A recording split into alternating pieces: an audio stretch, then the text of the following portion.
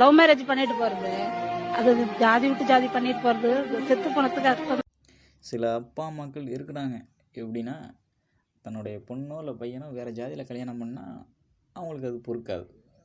உடனே அவங்கள வந்துட்டு ஏதாவது பண்ணுறது, இல்லாட்டி ஆளை வச்சு ஏதாவது மர்டர் பண்ணுறது, இல்லாட்டி போலீஸ் ஸ்டேஷனில் சொல்லி ஏதாவது தகராறு பண்ணி அவங்கள வந்து பிரிக்கிறது.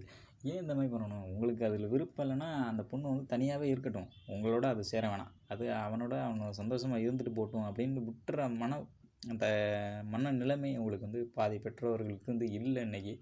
அதுக்காக வந்துட்டு என் ஜாதியை விட்டு கல்யாணம் பண்ணால் அது பொண்ணு வந்து செத்து போனது சமம், அது செத்து போனாலும் எங்களுக்கு கவலை இல்லை அப்படின்ட்டு ஒரு நிமிஷத்தில் இத்தனை வருஷம் வளர்த்தது ஆளாக்குன ஒரு கொஞ்சம் கூட ஒரு அந்த எண்ணங்கள் இல்லாமல் ஒரு நிமிஷத்தில் அந்த ஒரு வார்த்தையை சொல்லிடுறது. ஏன் இந்த மாதிரிலாம் இருக்கணும் அப்படின்னு தான் தெரியல. அது அவங்களுடைய விருப்பம். ஒரு குறிப்பிட்ட 18 வயசு ஆயிடுச்சுன்னா அது அவனுடைய வாழ்க்கையை அவனே தேர்ந்தெடுத்துக்கணும். அது அரசாங்கம் விதிக்கப்பட்ட ஒரு சட்டம். 18 வயசுக்கு மேலே ஒருத்தன் லவ் பண்ணி நின்னானா, போலீஸ் ஸ்டேஷனில் போய் நின்னானா அவனுக்கு வந்து கல்யாணம் பண்ணி வச்சுறாங்க. ஏன்னா அவன் மேஜர்.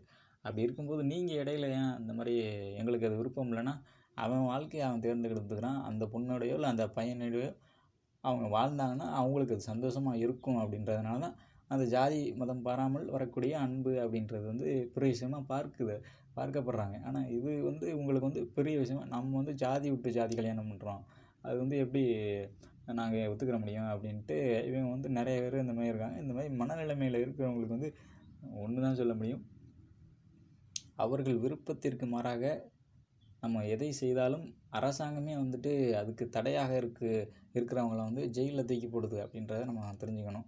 ஏன்னா இப்போ உங்கள் மேலே அவங்க கேஸ் கொடுத்தாங்கன்னா, எங்கள் பெற்றோர்கள் எங்களை சேர விட மாட்டாங்கன்னு கேஸ் கொடுத்தாங்கன்னா உங்கள் மேலே கேஸ் இருக்குது, கண்டிப்பாக இருக்குது. ஏன்னா மேஜரான ஒருத்தர்கள் தனது விருப்பத்தை மீறி அவர்களை கட்டாயப்படுத்தி பிரிக்க முயன்றால் கவர்மெண்ட் வந்து சட்டங்களை வச்சுருக்கு. அப்படி பார்க்கும்போது அவங்க சந்தோஷமாக வாழ்ந்துட்டு போகட்டுமே. நீங்கள் ஏன் அவங்கள வந்துட்டு பிரிக்கணும், இவங்க வந்து வாழக்கூடாது அப்படின்லாம் நினைக்கிறாங்க அப்படின்ட்டு இன்றைய காலகட்டங்கள் இப்படி இருக்குது. அப்படி பார்த்துக்குங்க. ஏன் இந்த மாதிரிலாம் பண்ணணும்?